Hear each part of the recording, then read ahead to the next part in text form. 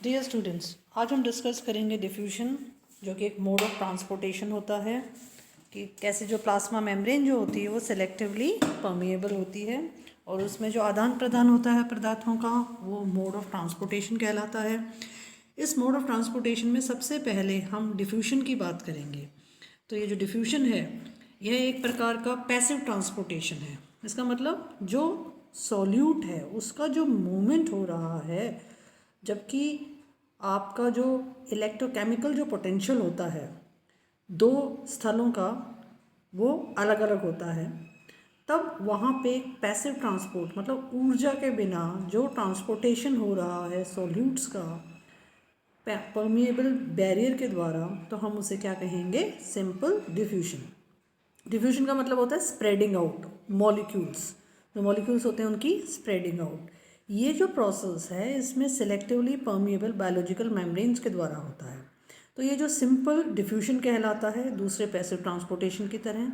यहाँ पे जो मूवमेंट होगा मॉलिक्यूल्स का वो कॉन्सेंट्रेशन ग्रेडियंट के अनुसार होगा, हाई कॉन्सेंट्रेशन से लो कॉन्सेंट्रेशन की ओर होगा, जब तक कि जो सॉल्यूट की जो मात्रा है प्लाज्मा मेम्ब्रेन या के दोनों तरफ जब तक वो बराबर नहीं होगी, जब तक आपके मूवमेंट चलता रहेगा। तो ये जो मूवमेंट है जिसमें ऊर्जा की आवश्यकता नहीं होती है उसे हम कहते हैं सिंपल डिफ्यूजन।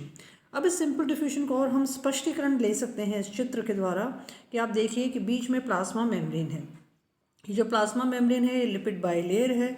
बाहर क्या है? तरल पदार्थ जो कोशिका के बाहर है, एक्स्ट्रा सेलुलर फ्लूइड है।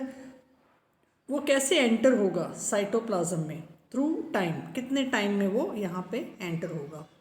तो this is a simple diffusion, मतलब high concentration to low concentration जो मूवमेंट होगा through a particular plasma membrane. तो हाई कॉन्सेंट्रेशन से लो कॉन्सेंट्रेशन तक जब मूवमेंट कहलाएगा, एक स्प्रेडिंग होगी एक टाइम में, दैट इज सिंपल डिफ्यूजन। तो सिद्धांत क्या है? तो ये रैंडम ब्राउनिन मोशन में फ्री सॉल्यूशन में रहते हैं। हम इसको मेजर कर सकते हैं क्वांटिटी को। जो पाथ होता है किसी भी सॉल्यूट पार्टिकल का उसको हम प्रिडिक्ट नहीं कर सकते, लेकिन जो सम है कि कितने सॉल्यूट पार्टिकल्स वहाँ पे आए, क्रॉस करके आए ट्रांसपोर्टेशन में, तो उसको हम फ्लक्स इन फ्री डिफ्यूजन कहते हैं और उसको प्रपोज किया था ट्यूरेल ने। तो ट्यूरेल वैज्ञानिक हैं, उन्होंने 1953 में जो फ्लक्स होता है मतलब कितना दर से हो रहा है free diffusion, flux is equal to mobility into concentration into driving force. Flux क्या है? Number of moles of solute, कितने मोल सॉल्यूट क्रॉस कर रहे हैं 1 स्क्वायर सेंटीमीटर मेम्ब्रेन में पर सेकेंड। तो ये एक रेट है, ये दर है कि कितने सॉल्यूट के मोल्स ने 1 स्क्वायर सेंटीमीटर में वहाँ पे मूवमेंट किया। ये प्रोपोर्शनल है product of solute mobility. Solid mobility जो होती है वो ईज़ ऑफ ट्रांसपोर्टेशन को मेजर करती है, कॉन्सेंट्रेशन ये बताती है कि मात्रा कितनी है मटेरियल की, और जो ड्राइविंग फोर्स है इलेक्ट्रोकेमिकल जो ग्रेडियंट है वो किस प्रकार का वहाँ है, तो उसे हम कहते हैं फ्लक्स। तो flux is equal to mobility into concentration into driving force. इसको प्रपोज किया था थ्योरल वैज्ञानिक ने। जो सिद्धांत है इसका वो कहता है कि जो केमिकल जो पोटेंशियल होता है सॉल्यूट का वो सेम होता है टू फेसेस में, जो कि मेम्ब्रेन के दोनों तरफ होते हैं, जबकि सॉल्यूट इक्विलिब्रियम में है और इसका जो फ्लक्स है वो ज़ीरो हो जाएगा। जैसे ही कॉन्सेंट्रेशन में कुछ चेंजेस होंगे तो एक केमिकल ग्रेडियंट पोटेंशियल वहाँ पे निर्मित हो जाएगा। अब जो केमिकल ग्रेडियंट पोटेंशियल निर्मित हुआ, मतलब एक तरफ सांद्रता ज़्यादा है एक तरफ पदार्थों की सांद्रता कम है, तो एक केमिकल ग्रेडियंट पोटेंशियल हो गया। इससे क्या होगा? एक फोर्स डेवलप होगा, driving force flux of solute का। ये जो मोबिलिटी होगी सॉल्यूट की वो डिपेंड करेगी कि परमेबिलिटी मेम्ब्रेन की उस पदार्थ के लिए कितनी है, क्योंकि आपको पता है कि जो प्लाज्मा मेम्ब्रेन होते हैं वो सेमी परमेबिलिटी को प्रदर्शित करते हैं। तो उसको हम एक्सपेरिमेंटली भी यहाँ पे एज ए एविडेंस यहाँ पे हम उसको देख सकते हैं। अब ये जो इलेक्ट्रोलाइट्स हैं इनका डिफ्यूजन होगा। जो प्रिंसिपल है डिफ्यूजन का चार्ज स्पीशीज़ का वो ड्रिवन होता है एक एडिशनल फोर्स से कॉन्सेंट्रेशन ग्रेडियंट में। चार्ज जो सॉल्यूट्स होते हैं वो सब्जेक्टेड रहते हैं इलेक्ट्रिकल फोर्सेस में, जबकि आपके इलेक्ट्रोस्टैटिक पोटेंशियल ग्रेडियंट्स प्रेजेंट होते हैं, मतलब आपके कितने कैटाइंस हैं कितने एनाइंस हैं, तो वो एक तरह का इलेक्ट्रिकल फोर्स जनरेट करता है। जो ड्राइविंग फोर्स है इलेक्ट्रोलाइट ट्रांसपोर्टेशन की, उसको हम कहते हैं इलेक्ट्रोकेमिकल पोटेंशियल। उसको हम इलेक्ट्रोकेमिकल पोटेंशियल कहेंगे, ना कि केमिकल पोटेंशियल कहेंगे। जब भी आपका कोई इलेक्ट्रोलाइट सॉल्यूशन है, उसमें कम से कम एक एनायन और एक कैटायन होना चाहिए, और 2 सोलिड स्पीशीज़ के लिए आपको मल्टीपल फ्लक्सेस की आवश्यकता पड़ती है। अब कौन कौन से कारक हैं जो सिंपल डिफ्यूजन को एक तरह से प्रभावित करते हैं? जो रेट ऑफ जो डिफ्यूजन है उसमें concentration gradient. Concentration gradient biological membrane में ड्राइविंग फोर्स है डिफ्यूजन के लिए ऐसे पदार्थों का जो कि नॉन इलेक्ट्रोलाइट हैं, जिनमें कोई भी चार्ज नहीं है, जो हायर कॉन्सेंट्रेशन उच्च कॉन्सेंट्रेशन से निम्न कॉन्सेंट्रेशन की ओर वो मूव करेंगे, तो हायर होगा रेट ऑफ डिफ्यूजन। जैसे जैसे डिस्ट्रीब्यूशन होगा मॉलिक्यूल्स का मेम्ब्रेन में, तो as they move towards uniformity rate of diffusion decreases. पहले क्या होगा, रेट ऑफ डिफ्यूजन बहुत फास्ट होगा जब तक एक हायर कॉन्सेंट्रेशन रहेगी। धीरे धीरे जैसे जैसे आपकी कॉन्सेंट्रेशन इक्विलिब्रियम की तरफ आ रही है, तो रेट ऑफ डिफ्यूजन क्या हो जाएगी, कम हो जाएगी। तो उसके बाद में हम क्या देखेंगे कि जब मात्रा हायर और लोअर कॉन्सेंट्रेशन रही ही नहीं, बराबर हो गई है कॉन्सेंट्रेशन की मात्रा प्लाज्मा मेम्ब्रेन के दोनों तरफ, तो डिफ्यूजन की प्रक्रिया बंद हो जाएगी, सीज हो जाएगी।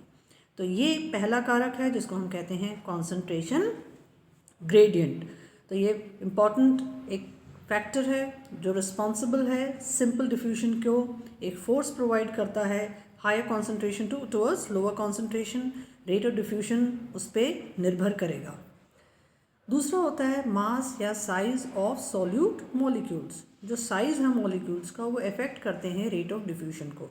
अगर साइज मॉलिक्यूल्स का बड़ा है तो बहुत मुश्किल होगा उनको मूव करना प्लाज्मा मेम्ब्रेन के द्वारा, और वो क्या करेंगे, दर को, जो दर है डिफ्यूजन की या रेट ऑफ जो डिफ्यूजन है उसको वो कम कर देंगे। इसीलिए जो रेट ऑफ डिफ्यूजन है वो हायर होता है किसके लिए, स्मॉलर मॉलिक्यूल्स के लिए, और रेट ऑफ डिफ्यूजन स्लो किसके लिए होगा, लार्जर मॉलिक्यूल्स के लिए। This is one criteria, one factor for simple diffusion. Next is your temperature. जो टेम्परेचर होता है, तापमान जो होता है, वो भी अफेक्ट करेगा प्रोसेस ऑफ सिंपल डिफ्यूजन को।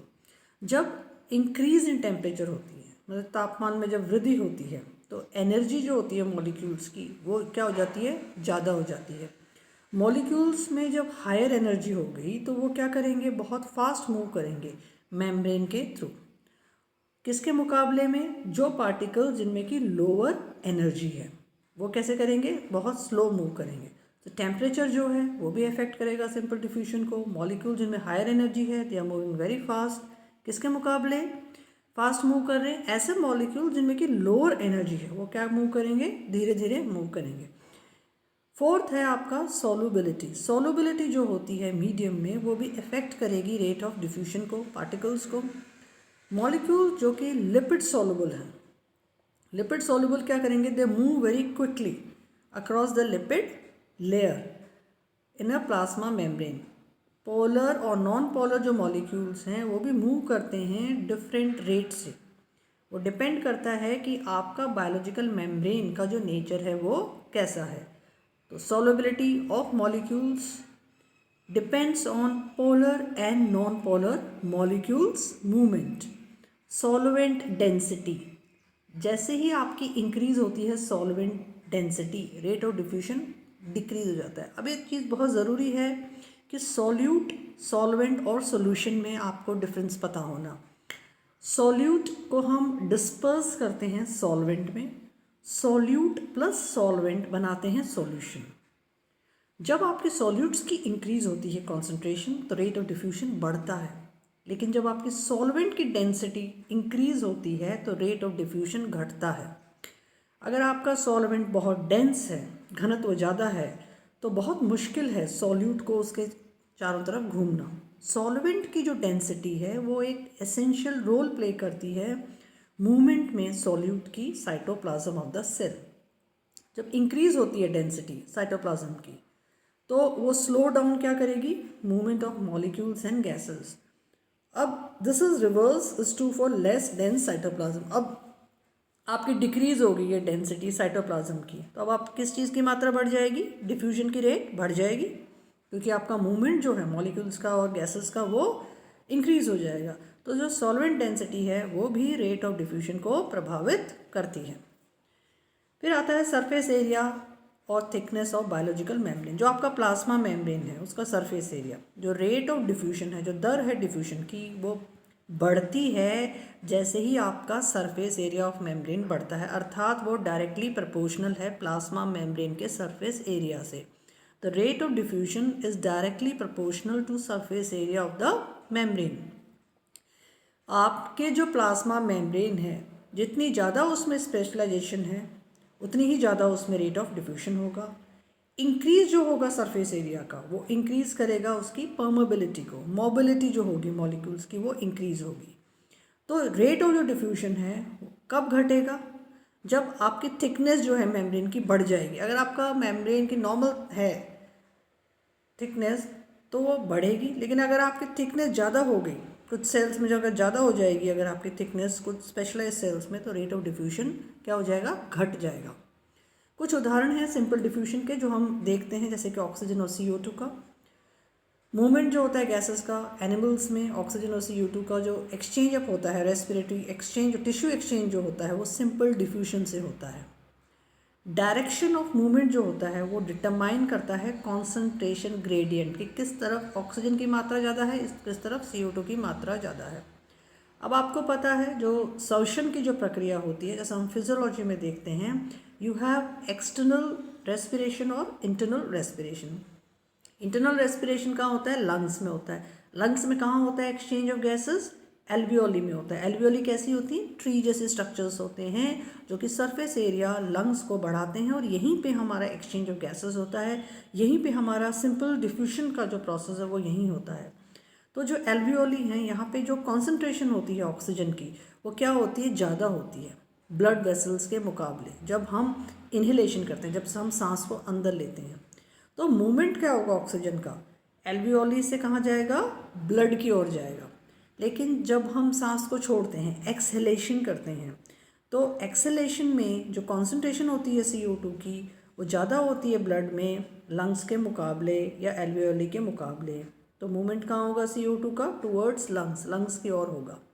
तो सिमिलर प्रोसेस होता है exchange of gases between blood and cells. Blood और सेल्स में भी यही मूवमेंट होता है, इनहेलेशन और एक्सहेलेशन ऑफ गैसेस, जो कि ऑक्सीजन और CO2 का होता है, वो डिपेंड करता है सिंपल डिफ्यूजन पे। ऐसे ही जो हमारा जो वेस्ट मटेरियल है उसका जो मूवमेंट होगा वो सिंपल डिफ्यूजन के द्वारा होता है। जैसे कि लिवर में यूरिया जो है वो एक्सक्रीटेड होता है by the process of simple diffusion. Kidneys जो होती हैं उसमें भी वेस्ट केमिकल्स, टॉक्सिन्स का रिमूवल होता है, एब्जॉर्प्शन ऑफ वाटर होता है सिंपल डिफ्यूजन की प्रक्रिया से। न्यूट्रिशन जो बैक्टीरिया में होता है, जैसे कि प्रोकैरियोट्स जो हैं उनमें कोई स्पेशलाइज्ड मैकेनिज्म नहीं है फॉर मूवमेंट ऑफ न्यूट्रिशन, जो water, gases and other solutes, इसलिए वो प्रोसेस ऑफ सिंपल डिफ्यूजन पे ही रैली करते हैं। जो एक्सक्रीशन होता है वेस्ट मटेरियल्स का वो एडेड अप होता है सिंपल डिफ्यूजन से bye general body surface. Application areas इसके बहुत ज़्यादा वास्ट हैं। जो कॉन्सेप्ट है वो अप्लाइड इन वेरियस फील्ड से लेके, जैसे कि फूड है, मेडिसिन है, एनवायरनमेंट है, जो बिवरेजेस हैं, टी है, सोडा है, या डिफ्यूजन ऑफ जो गैसेस है, केमिकल्स का है। टी लीव्स से वो वाइटल रोल प्ले करते हैं डेवलपमेंट ऑफ पर्टिकुलर टेस्ट के लिए। जो प्रोसेस है सिंपल डिफ्यूजन का उसको हम अप्लाई करते हैं action of medicines in the body. जैसे ही आप कोई मेडिसिन को इंजेस्ट करते हो तो जो मॉलिक्यूल्स हैं वो रिलीज होते हैं रिस्पेक्टिव साइट्स में, और वो प्रोसेस जो रिलीज़ का होता है उसको हम कहते हैं सिंपल डिफ्यूजन। एयर जो पोल्यूशन है वो एक दूसरा फिनोमेना है जो कि रिजल्ट होता है डिफ्यूजन की वजह से। डिफ्यूजन ऑफ वेरियस गैसेस की वजह से जो कि रिलीज़ होती हैं एग्रीकल्चरल, इंडस्ट्रियल और मैकेनिकल प्रोसेसेस से, उससे क्या होता है, हमारे एयर पोल्यूशन होता है। आपको पता है जो प्रदूषण जो होता है, एयर वायु जो प्रदूषण होता है वो क्यों हो रहा है, because of simple diffusion of various gases. उसी तरह से जो फॉर्मेशन होता है एलॉयज़ का वो भी एक रिजल्ट होता है डिफ्यूजन का ही। जब लॉन्ग टर्म एक्सपोजर होता है एक मेटल का दूसरे मेटल में, तो जो एटम्स होते हैं वो डिफ्यूज़ करते हैं एक मेटल से दूसरे में और फिल करते हैं स्पेसेस को। इस वजह से फॉर्मेशन होता है डिफरेंट एलॉयज़ का। तो हमने देखा कि जो मोड ऑफ ट्रांसपोर्टेशन है जो प्लाज्मा मेम्ब्रेन के द्वारा हो रहा है उसमें सबसे सिंपल प्रकार का है सिंपल डिफ्यूजन। सिंपल डिफ्यूजन इसलिए इम्पॉर्टेंट है क्योंकि हमारा जो लिविंग ऑर्गेनिजम्स हैं वहाँ पे हमारा बेसिक जितना भी काम हो रहा है वो सिंपल डिफ्यूजन पे ही निर्भर है। ऐसे ही इसके एप्लीकेशन एरियाज़ हैं जहाँ पे हम देखते हैं कि चाहे वो आपकी टी का हो या सोडा का हो, वहाँ पे भी इसका प्रोसेस एप्लीकेशन एरिया में हो रहा है। उसी तरह से एक नेगेटिव फैक्टर के रूप में एयर पोल्यूशन में भी इसका यूज़ हो रहा है, या पॉजिटिव फॉर्मेशन ऑफ एलॉयज़ में इसका यूज़ हो रहा है। तो जब मेटल्स का जो होता है atoms diffuse from one metal to another to fill up the spaces, तो एलॉयज़ जो बनते हैं उनका भी फॉर्मेशन इसके द्वारा होता है। I hope you are able to understand simple diffusion in a very simplified way, and you are able to know that simple diffusion is dependent on gradient across plasma membrane. Thank you for watching the video.